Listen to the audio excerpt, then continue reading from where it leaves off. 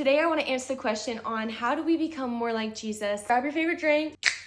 That's so good. And I want to read a quote from this book. It's called Practicing the Way. The single most important question is, are we becoming more loving? Not, are we becoming more biblically educated or practicing more spiritual disciplines or more involved in church? Those are all good things, but not the most important thing. Would the people who know you best say you are becoming more loving, joyful, and at peace? Are you growing in love, not just for your friends and family, but for your enemies as well?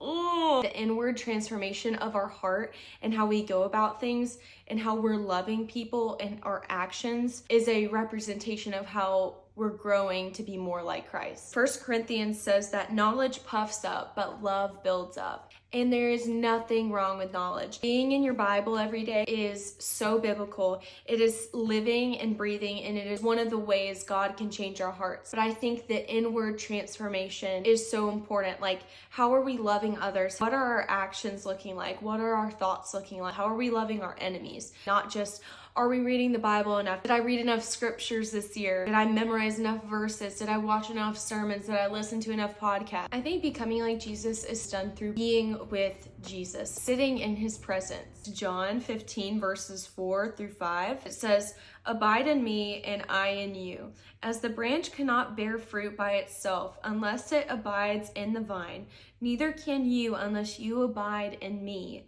I am the vine, you are the branches. Whoever abides in me and I in him, he it is that bears much fruit, for apart from me, you can do nothing." And I just want to encourage you that if you're trying to grow with Jesus and become more like Jesus, it isn't necessarily about doing all these extra things. Jesus just wants you to abide and be with him. I hope that this was helpful and that you guys have the best day ever.